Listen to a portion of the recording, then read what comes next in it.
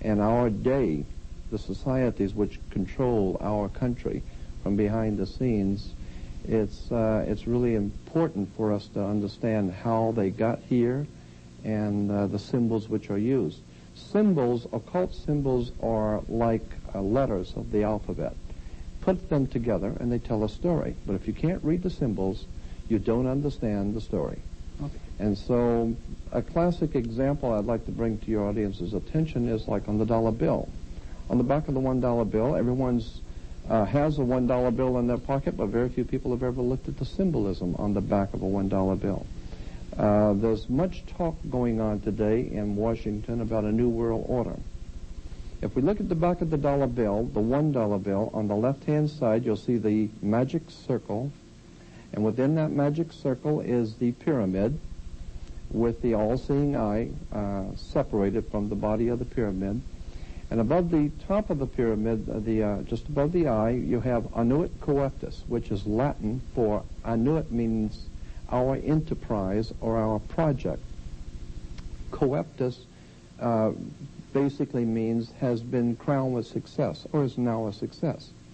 Therefore, annuit coeptus is our enterprise is now a success. Now, what was that enterprise? That's right. Now, the enterprise itself is beneath the pyramid, Novus Ordo Seclorum. Novus is all Latin. Novus is for new, Ordo is order, and Seclorum is for the secular. Secular is like your secular job, your secular education, which means worldly, or the secular world. Therefore, Novus Ordo Seclorum is New World Order. A term that we hear quite frequently today. Exactly. Now, the interesting thing about this symbol of the New World Order, why is it pictured beneath an Egyptian pyramid? Pyramids are in Egypt. Mm-hmm. And so there's a reason why Egypt has played such a very big part in America. America is, to the secret societies of the world, America is referred to as the New Egypt. And therefore our symbols are from Egypt. Like in Washington, D.C., you have the obelisk in front of the White House. The obelisk is Cleopatra's Needle. Known as Washington Monument. The Washington Monument is nothing more than the Egyptian Cleopatra's Needle. As a matter of fact, if you fly over Washington, D.C. and look down, and you have pictures in libraries of Washington, D.C. from the air, you will see that it is laid out in a tremendous pyramid with the Capitol building in the triangle at the top. There's the long waterway, which is the river Styx, which is out in front of the Cleopatra's Needle. And, of course, at the end is the magic circle, the Masonic circle. So it all has to do with ancient occult secret societies, fraternal orders, and their symbolism. Now, a question that some viewers may be wondering, why the writing, why is it in Latin and not in some African language? Well, why Latin? Because, that's a very good observation, because it is African symbolism, but Latin language, because the, how would you say, the new order was going to be made up of a white society, a white elitist society. And it would be based on the old mysticism and religion and philosophy of Africa, but it would be a new Africa or a new Egypt. So you're saying that new societies go all the way back into the Great Pyramid? Oh, yes, it goes all the way back, right. As a matter of fact, if you remember, the pyramids are made out of bricks. And those who work in the ancient world with bricks were called stone masons. And that's, of course, what we get today, the Masonic societies, or the Masons who work with bricks, so that almost all Freemasons realize that their fraternity of Freemasonry goes all the way back into the ancient world, into the first dynasties of Egypt, and all of their symbolism comes from Egypt. But what's important is to understand that today, in order to understand when the president says the New World Order, and you hear this term quite often now, let me explain to you what's being said when you hear the words New World Order. America is referred to as the New World. Christopher Columbus discovers the New World. Well, the Old World is Europe.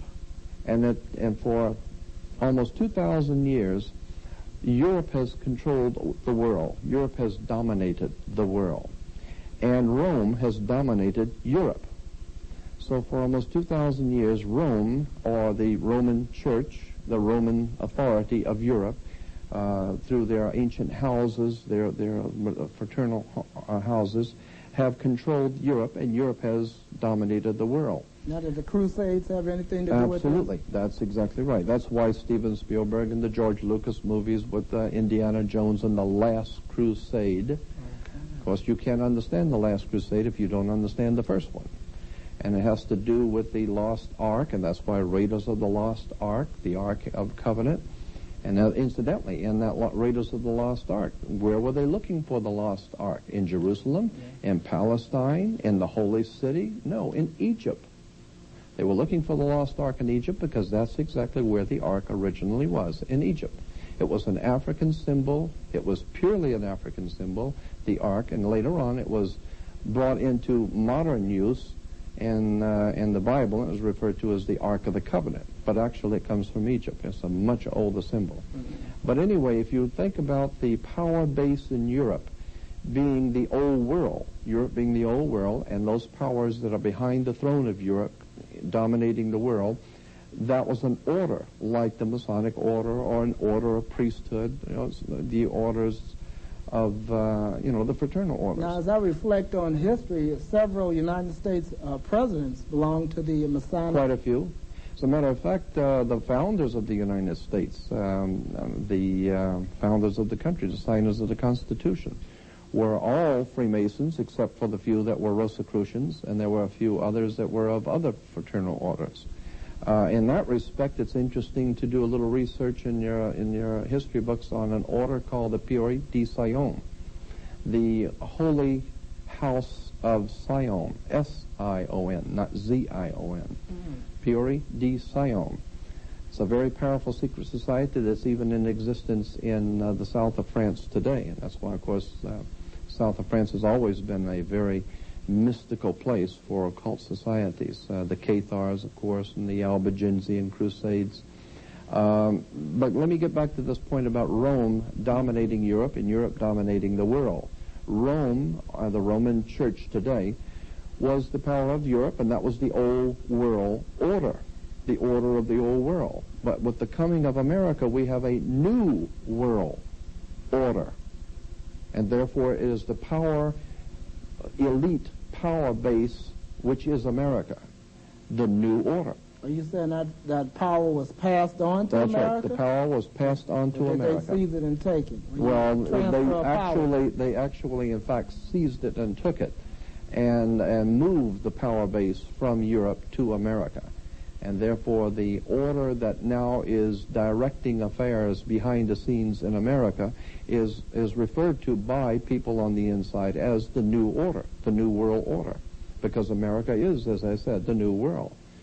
And so when we understand what the symbolism on the dollar bill, and it's just an enormous subject, getting into the motion pictures, Hollywood, is incidentally, the magic practicing priest of the old Celtics priest, the old Babylonian Celtic priest of Europe, had magic wands.